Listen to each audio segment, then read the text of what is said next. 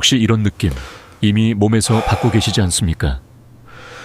예전보다 아침에 눈을 떠도 개운하지 않고 소변 거품이나 붓기가 괜히 신경 쓰이시죠? 건강하려고 챙겨 먹는 음식이 많은데도 검사표의 신장 수치는 오히려 흔들려서 마음이 철렁하신 적 있으시죠? 그리고 가장 답답한 질문 하나. 도대체 뭘 먹어야 콩팥이 덜 힘들까요? 이 질문을 오늘 끝까지 붙잡고 가셔야 합니다. 이번 구성은 8개 섹션으로 이어지는 연속형 스크립트이고, 섹션 1은 자기 점검 질문, 감정적 이야기, 쉬운 과학 비유, 그리고 끝까지 보게 만드는 약속을 담아야 한다는 점을 기준으로 잡았습니다. 충격적인 사실 하나를 먼저 말씀드리겠습니다. 만성 콩팥병은 생각보다 훨씬 흔하고 많은 분이 꽤 오래 눈치채지 못한 채 지나갑니다. 콩팥은 조용합니다. 심장이 아프면 가슴이 먼저 신호를 보내고 무릎이 아프면 걷는 순간 바로 알 수 있습니다. 그런데 콩팥은 많이 지칠 때까지 묵묵히 버팁니다. 그래서 더 무섭습니다. 하지만 여기서 중요한 희망도 있습니다. 이미 늦었을 거라고 단정하실 필요는 없습니다. 콩팥은 완전히 새 것처럼 되돌리는 장기는 아니어도 부담을 줄이는 방향에는 꽤 솔직하게 반응합니다. 오늘 식탁의 선택이 내일의 수치를 바꿀 수 있다는 뜻입니다. 저는 응급실과 외래에서 비슷한 말을 정말 많이 들었습니다. 선생님, 저는 몸에 좋다는 것만 골라 먹었어요. 그 말 뒤에 따라오는 표정은 늘 비슷합니다. 억울함, 불안함, 그리고 약간의 죄책감입니다. 얼마 전에도 그런 분이 계셨습니다. 70대 초반의 한 어머님이셨는데 가족들에게 짐이 되기 싫어서 식단을 스스로 엄격하게 관리하고 계셨습니다. 짜지 않게 먹고 이 건강식이라고 알려진 반찬을 꼬박꼬박 챙기고 과일도 빠지지 않았습니다.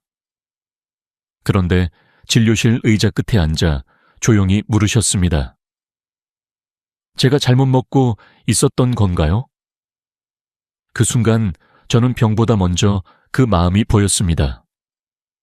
열심히 살았고 가족 생각하며 버텨오셨는데 정작 정보는 너무 복잡했던 겁니다.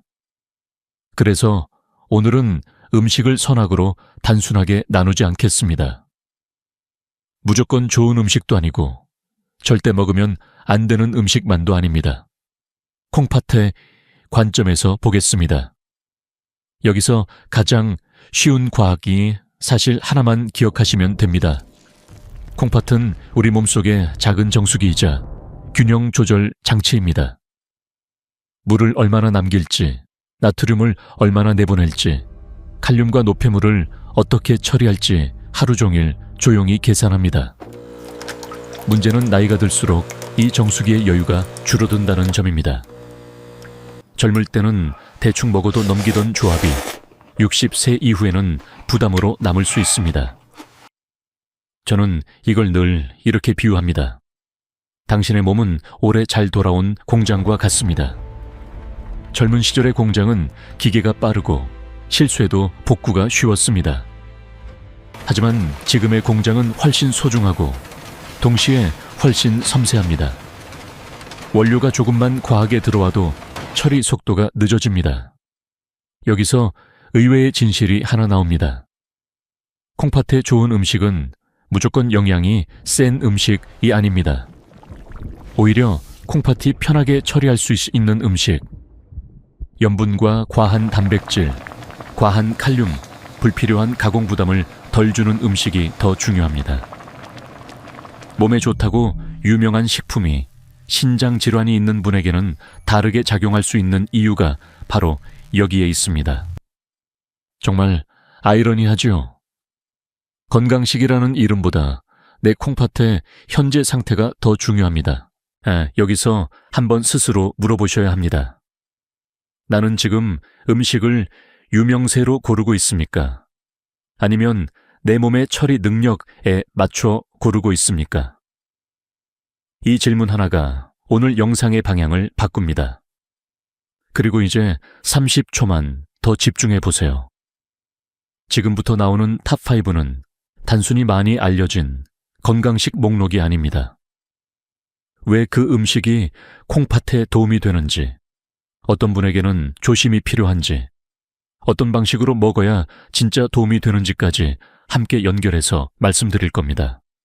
끝까지 보시면 콩팥이 좋아하는 음식 5가지만 아는 것이 아니라 왜 좋은지, 어떤 실수를 가장 많이 하는지, 그리고 신장 질환이 있는 분이 꼭 구분해야 할 기준까지 잡게 되실 겁니다. 도움이 되겠다고 느끼신다면 댓글에 건강이라고 한번 남겨주세요. 그 한 단어가 오늘부터 식탁을 바꾸겠다는 약속이 됩니다. 자, 그럼 이제 첫 번째 음식부터 시작하겠습니다. 많은 분이 가볍게 보지만 콩팥 입장에서는 생각보다 훨씬 반가워하는 선택입니다. 이제 본격적으로 들어가 보겠습니다. 콩팥이 좋아하는 음식 탑5를 말씀드리기 전에 먼저 꼭 버려야 할 오해 하나가 있습니다. 많은 분이 이렇게 생각하십니다. 몸에 좋은 음식이면 콩팥에도 당연히 좋겠지. 그런데 신장 질환이 있는 분에게는 이 공식이 늘 맞지 않습니다. 바로 이 지점에서 식탁이 갈립니다. 남에게는 건강식이지만 내 콩팥에는 부담이 될 수 있기 때문입니다. 가장 쉬운 과학 사실부터 말씀드리겠습니다. 콩팥은 좋은 영양을 평가하지 않습니다. 콩팥은 들어온 것을 처리합니다. 단백질이든 칼륨이든 나트륨이든 인이든 결국 콩팥 입장에서는 얼마나 쉽게 걸러내고 균형을 맞출 수 있는지가 중요합니다. 그래서 이름만 듣고 좋은 음식인지 나쁜 음식인지 결정하면 자주 실수하게 됩니다. 예를 들어 비타민이 많고 천연식품이라고 해도 칼륨이 너무 높거나 짜게 조리되면 콩팥에는 만만한 음식이 아닐 수 있습니다. 여기서 의외의 사실이 하나 나옵니다. 콩팥이 좋아하는 음식은 특별한 보양식이 아닌 경우가 많습니다. 오히려 자극이 적고 짜지 않고 가공이 덜하고 과하게 밀어붙이지 않는 음식이 더 반갑습니다. 다시 말해 비싼 음식보다 편한 음식이 중요합니다. 이게 참 현실적이죠. 많은 분이 몸을 살리려면 대단한 재료가 필요하다고 생각하시는데 실제로는 콩팥이 덜 긴장하는 식탁이 더 중요합니다. 제가 외래에서 자주 만나는 분들 가운데 이런 경우가 많습니다. 60대 후반의 한 아버님은 텔레비전에서 좋다고 나온 식재료를 아주 성실하게 따라 드셨습니다. 견과류도 챙기고 진한 국물도 버리지 않고 단백질도 부족하면 안 된다고 산다고 해서 이것저것 더 하셨습니다. 본인은 몸 챙긴다고 생각하셨지만 검사 결과를 보면 붓기와 혈압, 피로감이 조금씩 나빠지고 있었습니다. 억울하셨겠죠. 그런데 잘못은 게으름이 아니라 기준에 있었습니다.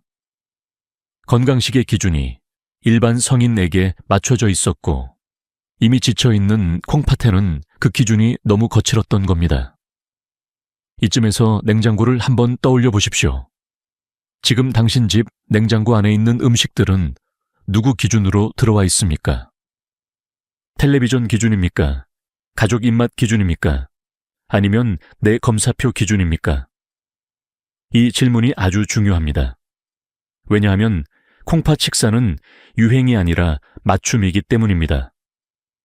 전문가들 사이에서도 차이가 있습니다. 어떤 의사는 신장질환 초기라면 지나친 제한보다 균형 잡힌 식사를 먼저 강조합니다. 반대로 어떤 의사는 부종, 고혈압, 혈액검사 변화가 이미 보이면 나트륨과 특정 영양소 제한을 더 엄격하게 봅니다. 둘 다 틀린 말은 아닙니다. 단계가 다르고 몸 상태가 다르기 때문입니다.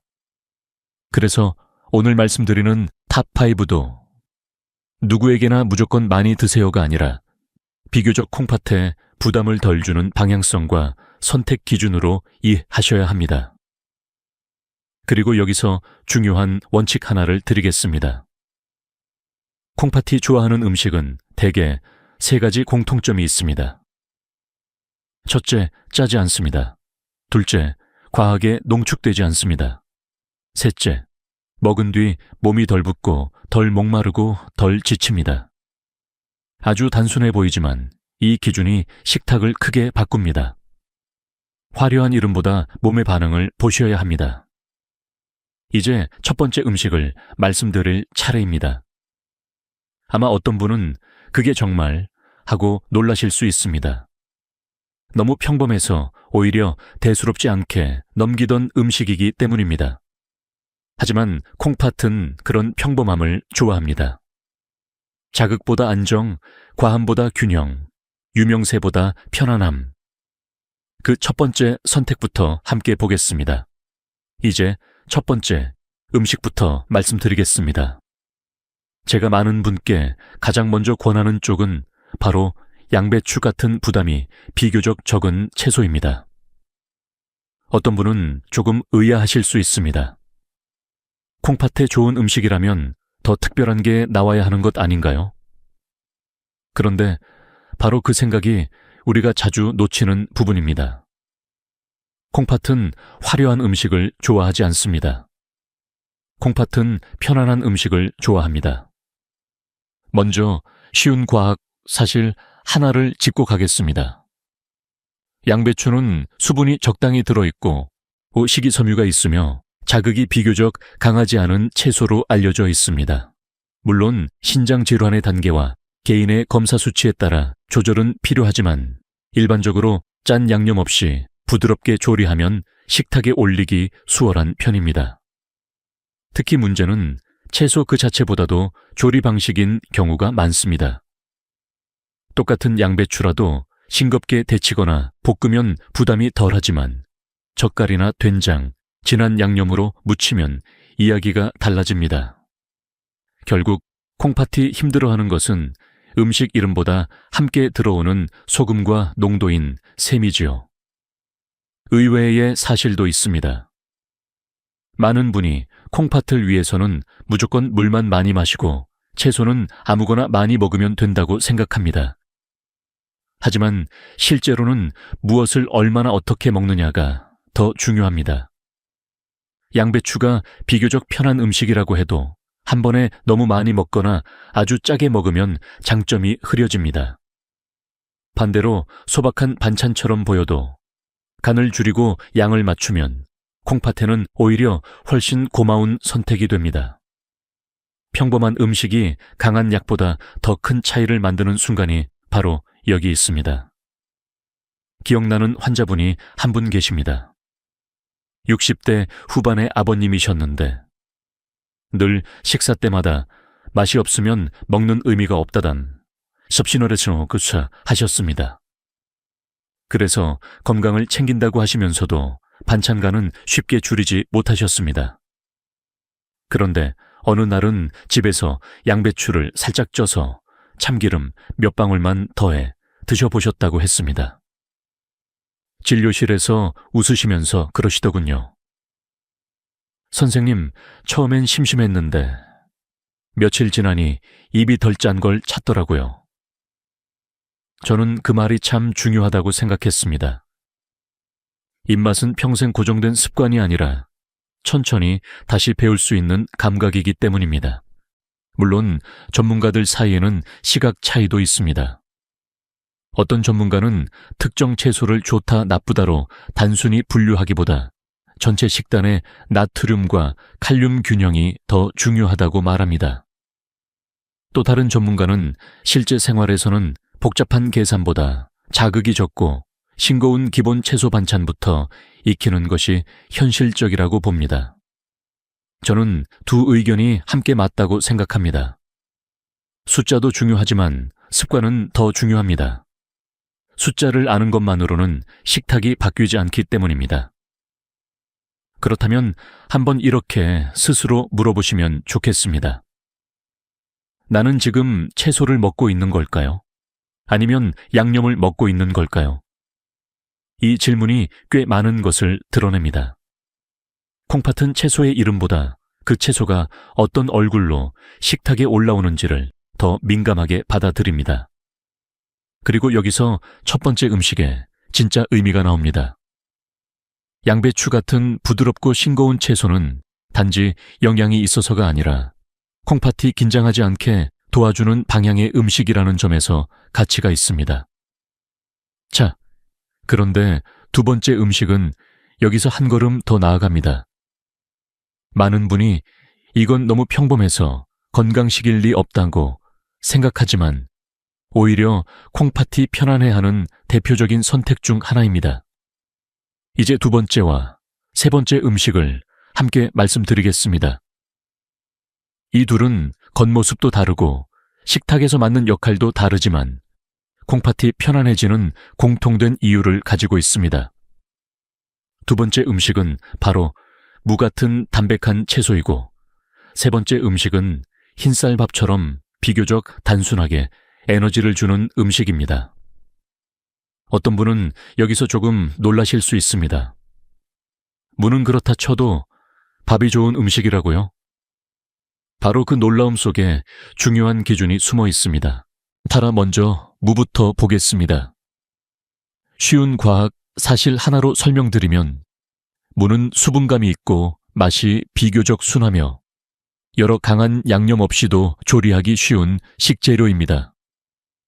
그래서 짜지 않게 끓이거나 부드럽게 익히면 식탁에 부담 없이 올리기 좋은 편입니다. 물론 여기서도 핵심은 음식 자체보다 조리법입니다. 무국이 콩팥에 늘 편한 음식이 되는 것은 아닙니다.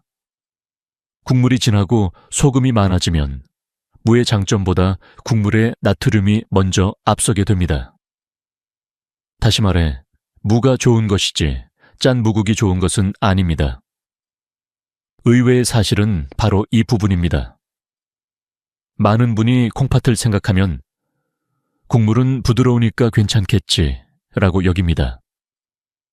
하지만 신장 질환이 있는 분에게는 국물의 편안한 느낌과 실제 부담이 다를 수 있습니다. 입에는 부드럽고 잘 넘어가도 나트륨은 조용히 쌓일 수 있기 때문입니다. 그래서 저는 늘 말씀드립니다. 건더기는 괜찮아도 국물은 한 번 더 생각하셔야 합니다. 이것이 두 번째 음식에서 가장 많이 생기는 실수입니다. 세 번째 음식인 흰쌀밥은 더 많은 오해를 부릅니다.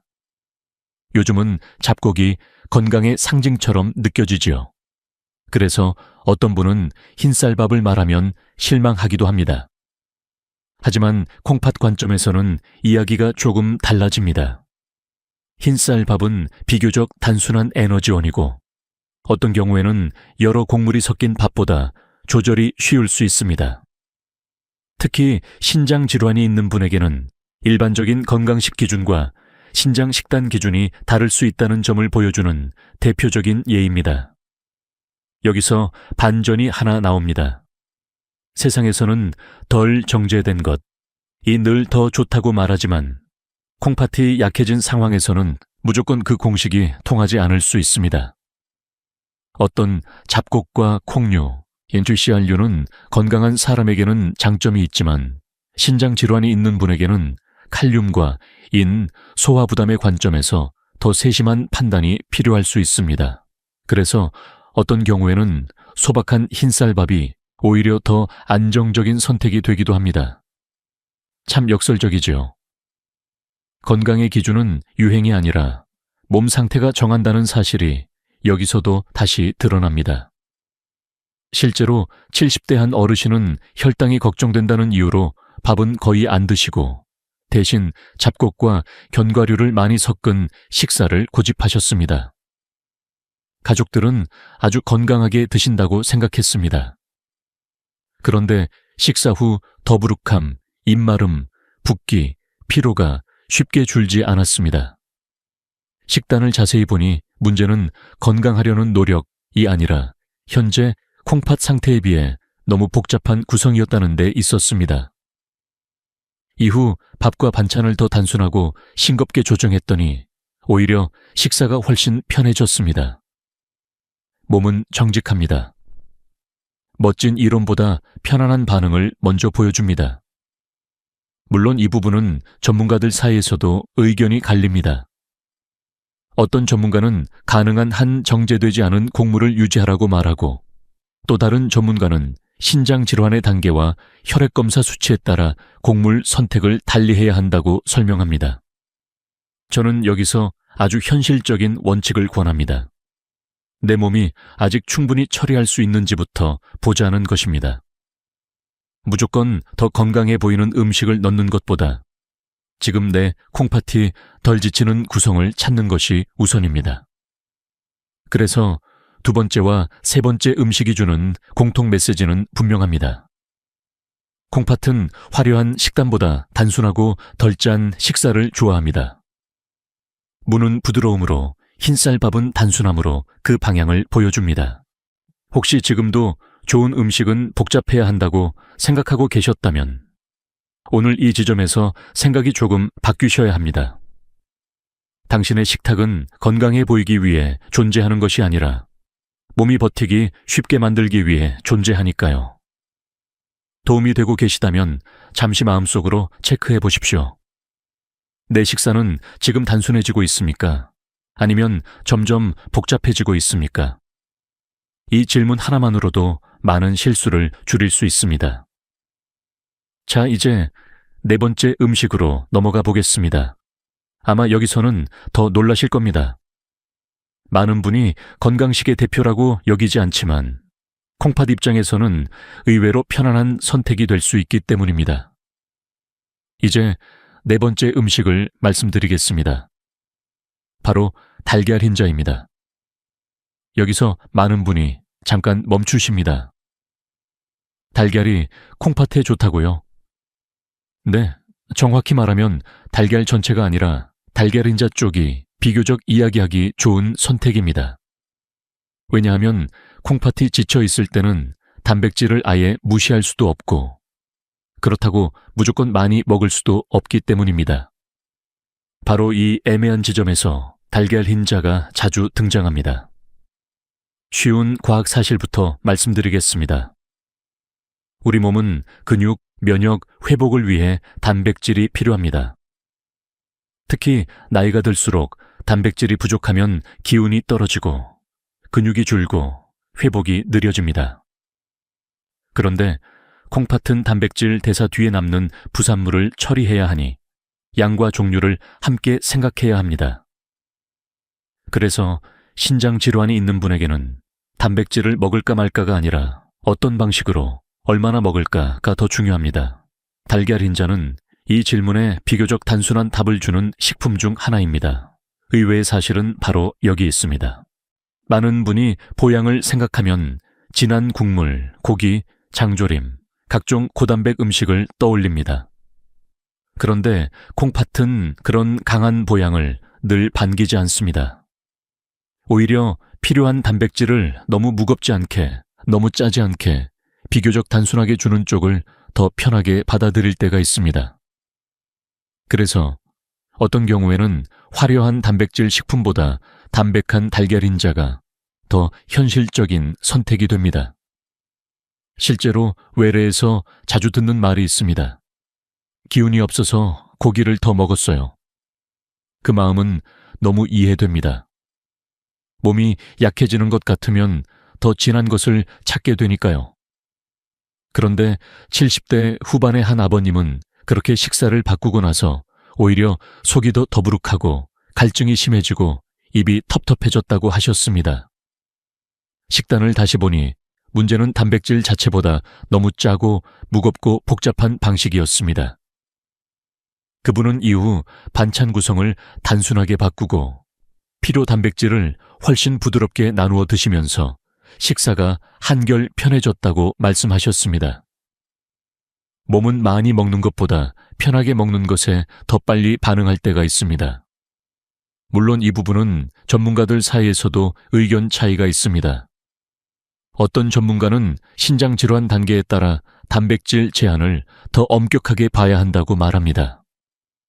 반대로 어떤 전문가는 고령 환자에게는 근감소 위험도 함께 보아야 하므로 무조건 줄이는 접근은 조심해야 한다고 설명합니다.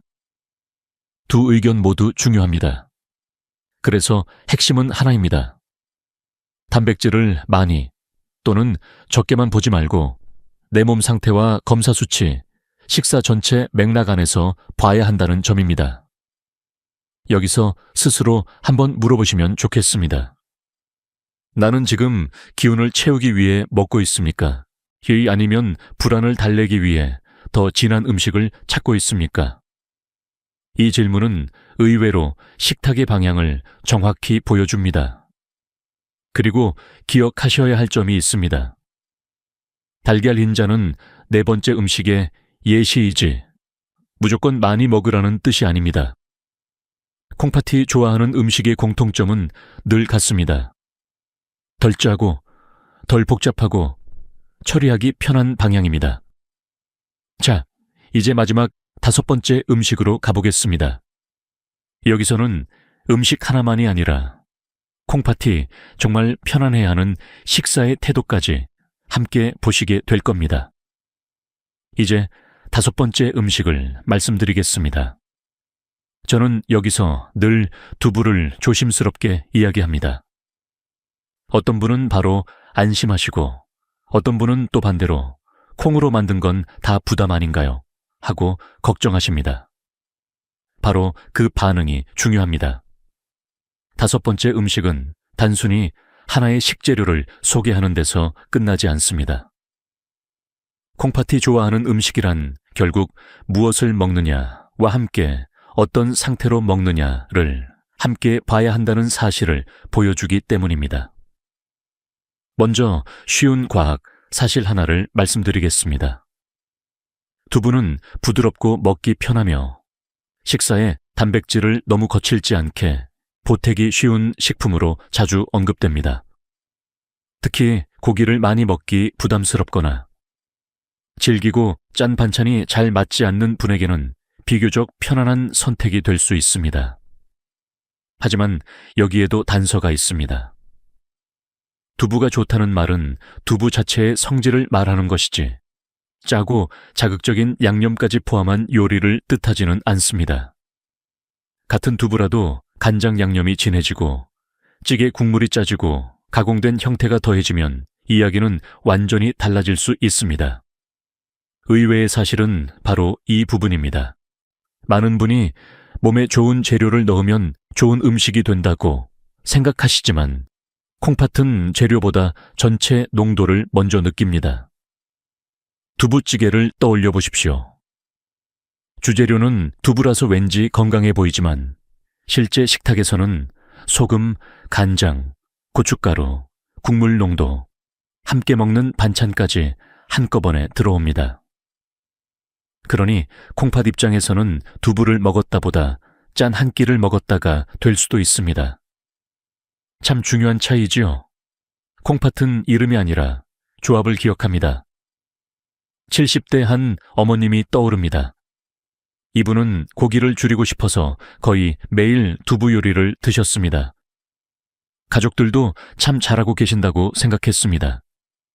그런데 식단을 자세히 들어보니 두부조림, 된장찌개, 김치, 젓갈이 늘 함께 올라왔습니다.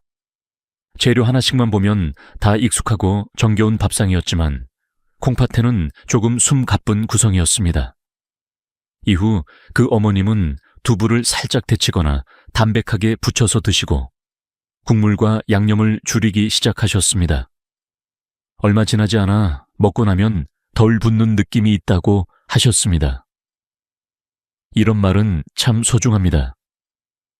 검사 수치만큼 중요한 몸의 언어이기 때문입니다. 전문가들 사이에서는 여기서도 관점이 나뉩니다. 어떤 전문가는 신장 질환이 있더라도 무조건 특정 식품을 겁내기보다 전체 식사량과 조리법을 먼저 보라고 합니다. 반대로 어떤 전문가는 콩팥 기능이 더 떨어진 경우라면 단백질 공급은 하나도 훨씬 세심하게 조절해야 한다고 말합니다. 저는 이 차이가 틀림이 아니라 단계의 차이라고 생각합니다. 건강 정보가 헷갈리는 이유도 바로 여기 있습니다. 같은 음식인데도 누구에게는 괜찮고 누구에게는 조절이 필요한 이유입니다. 그래서 오늘의 5번째 음식은 두부이면서 동시에 하나의 원칙입니다. 콩팥이 좋아하는 음식은 세련되고 특별한 음식이 아니라 조용하고 단정한 음식입니다. 양배추처럼 자극이 적고, 무처럼 부드럽고, 흰쌀밥처럼 단순하고, 달걀 흰자처럼 무겁지 않고, 두부처럼 담백한 방향. 이 5가지가 보여주는 공통점은 아주 선명합니다. 콩팥은 강한 것을 이기는 장기가 아니라 균형을 지키는 장기라는 점입니다. 혹시 지금 이런 생각이 드시지 않으십니까? 그럼 결국 먹을 수 있는 게 너무 적은 것 아닌가요? 그런데 저는 오히려 반대로 말씀드리고 싶습니다. 못 먹는 음식만 세기 시작하면 식사는 금세 두려움이 됩니다. 하지만 콩팥이 편안해하는 원리를 알게 되면 식사는 다시 선택이 됩니다. 이것은 제한의 이야기가 아니라 기준의 이야기입니다. 여기까지 들으셨다면 잠시 주변을 둘러보십시오. 오늘 집에 있는 식재료 중에도 이미 콩팥이 덜 힘들어할 선택이 분명 있을 겁니다. 문제는 재료가 부족해서가 아니라 기준이 없어서 흔들리는 경우가 많습니다. 그리고 이제 다음 이야기에서는 더 중요한 장면으로 넘어가겠습니다. 이렇게 좋은 음식도 어느 순간에는 부담이 될 수 있습니다. 양보다 방식이, 재료보다 조합이 왜 더 무서운지 그 결정적인 순간을 함께 보겠습니다. 여기서부터가 정말 중요합니다.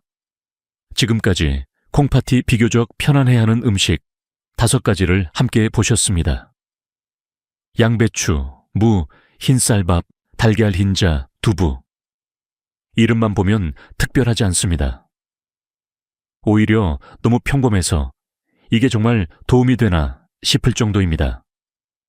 그런데 바로 그 평범함이 콩팥에는 장점이 됩니다. 다만 여기서 꼭 기억하셔야 할 사실이 하나 있습니다. 좋은 음식도 방식이 틀어지면 부담이 됩니다. 이것이 많은 분이 놓치는 결정적인 지점입니다. 가장 쉬운 과학 사실부터 말씀드리겠습니다. 콩팥은 음식 이름을 보고 반응하지 않습니다. 한 끼 전체의 농도와 양, 그리고 몸 안에서 처리해야 할 부담을 보고 반응합니다. 그래서 양배추가 좋아도 짜게 볶으면 달라지고, 무가 편해도 진한 국물 속에 들어가면 달라지고, 두부가 담백해도 조림 양념이 강하면 이야기가 달라집니다. 결국 콩팥이 힘들어하는 것은 음식 그 자체보다 짠 조합, 많은 양, 반복되는 습관인 경우가 많습니다. 의외의 사실은 바로 이것입니다. 신장 질환이 있는 분에게는 가끔 음식 하나보다 반찬들의 팀워크가 더 중요합니다. 예를 들어 흰쌀밥은 단순해서 괜찮은 편일 수 있습니다. 두부도 담백하게 먹으면 비교적 무난할 수 있습니다. 그런데 여기에 김치, 된장국, 젓갈, 장아찌가 함께 올라오면 어떨까요? 각각은 익숙하고 소박한 반찬이지만 콩팥 입장에서는 나트륨이 겹겹이 쌓이는 한 끼가 됩니다. 식탁은 한 가지 음식으로 결정되지 않습니다. 조합으로 결정됩니다. 70대 중반의 한 어르신이 이런 말씀을 하셨습니다. 선생님, 저는 밥도 조금 먹고 반찬도 많이 안 먹어요. 그런데 왜 자꾸 붓죠? 식사 기록을 함께 보니 이유가 보였습니다. 양은 적었지만 반찬의 간이 전반적으로 셌습니다. 된장국 몇 숟갈, 김치 몇 조각, 조림 반찬 조금, 멸치볶음 조금. 본인은 적게 드셨다고 느끼시지만 콩팥은 그 한 끼를 결코 가볍게 받지 않았던 겁니다. 이럴 때 저는 늘 말씀드립니다. 적게 먹는 것과 가볍게 먹는 것은 다를 수 있습니다. 여기에는 전문가들 사이에 논의도 있습니다. 어떤 전문가는 총나트륨 섭취량이 가장 중요하니 인대나 음식 종류보다 전체 합계를 먼저 봐야 한다고 말합니다. 반대로 어떤 전문가는 실제 생활에서는 숫자를 다 계산하기 어렵기 때문에 국물 줄이기, 양념 반으로 줄이기, 가공 반찬 줄이기 같은 행동 원칙이 더 효과적이라고 봅니다. 저는 두 의견이 서로를 보완한다고 생각합니다.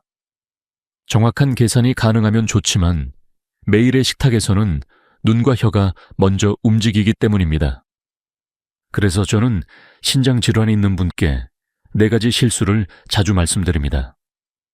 첫째, 좋은 음식이라고 해서 곤잘레스 해서 한 번에 너무 많이 먹는 것. 둘째, 음식은 괜찮은데 양념이 너무 진한 것.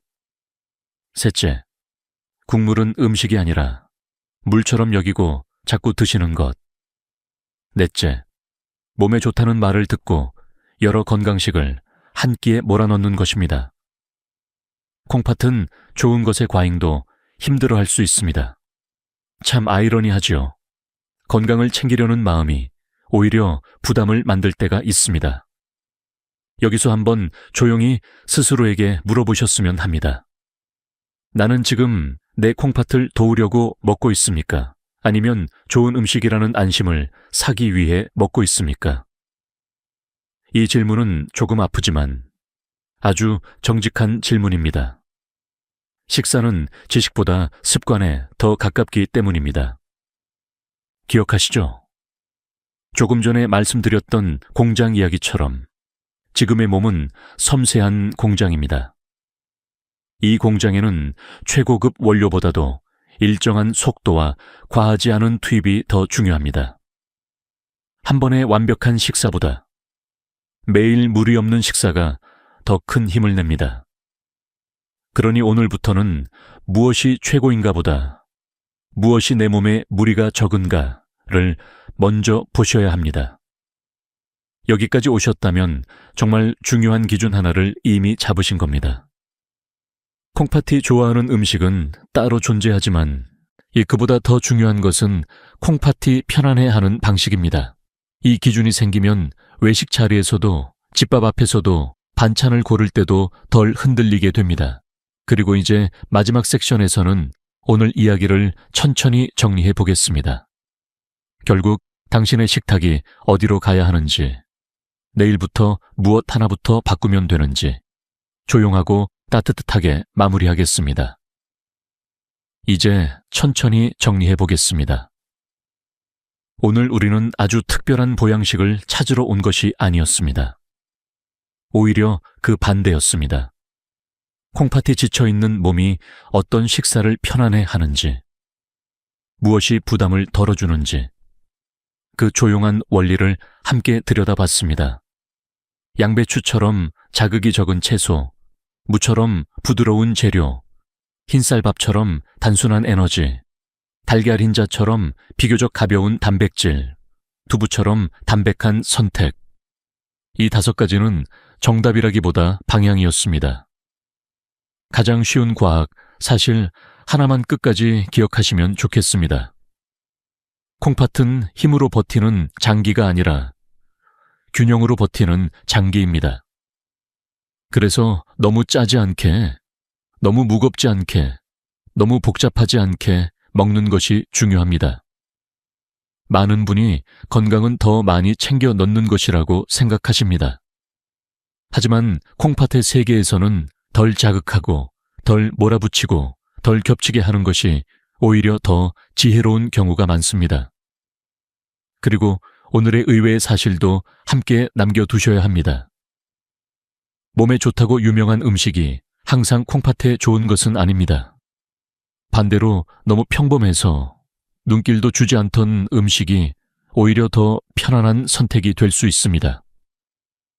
그래서 신장 질환이 있는 분에게 식사는 유행이 아니라 맞춤입니다. 남들이 좋다는 식단보다 내 몸이 덜 붓고 덜 지치고 덜 목마른 방향이 더 중요합니다. 결국 몸은 늘 정직하게 대답합니다. 물론 전문가들 사이에는 여전히 차이가 있습니다.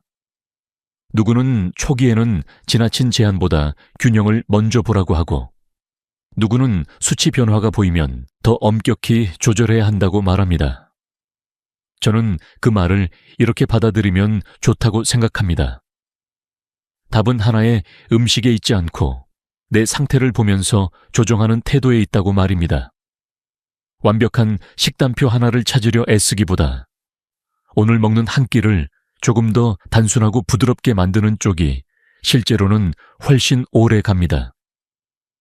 그래서 내일부터는 거창하게 시작하지 않으셔도 됩니다. 반찬 하나의 간을 조금 줄여보십시오.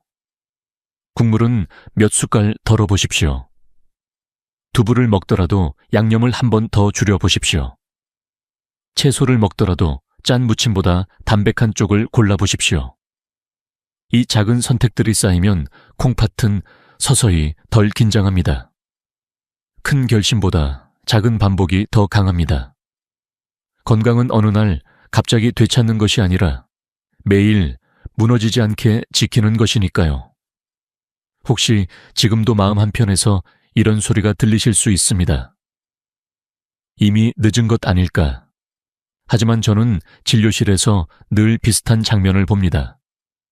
식탁의 기준을 바꾼 분들은 표정부터 달라집니다. 불안해서 이것저것 더하던 얼굴이 이제는 무엇을 줄이고 무엇을 남겨야 하는지 아는 얼굴로 바뀝니다. 그것만으로도 몸은 훨씬 덜 흔들립니다. 알고 먹는 식사는 두려움을 줄이고 두려움이 줄면 생활은 더 오래 이어집니다. 오늘 이야기에서 가장 중요한 문장을 하나만 남기겠습니다. 콩팥이 좋아하는 음식은 비싼 음식이 아니라 콩팥이 편하게 처리할 수 있는 음식입니다. 이 기준을 기억하시면 앞으로 어떤 건강 정보가 쏟아져도 덜 흔들리실 겁니다. 예, 기억하시죠? 우리는 최고를 찾는 것이 아니라 무리가 적은 방향을 찾고 있었습니다. 바로 그 방향이 당신의 내일을 지키는 길입니다. 이번 내용이 마음에 남으셨다면 댓글에 오늘부터 시작이라고 적어보십시오. 당신의 한마디가 같은 고민을 가진 다른 분께도 큰 용기가 됩니다. 주변에 신장 건강 때문에 식탁이 막막한 가족이 있다면 이 영상을 함께 나눠주세요. 그리고 작은 실천으로 함께 가보셨으면 합니다. 오늘은 딱 한 가지만 바꿔보십시오. 국물 한 번 덜 먹기, 양념 반으로 줄이기, 담백한 반찬 하나 더하기. 그렇게 데이 1/7 챌린지 시작입니다.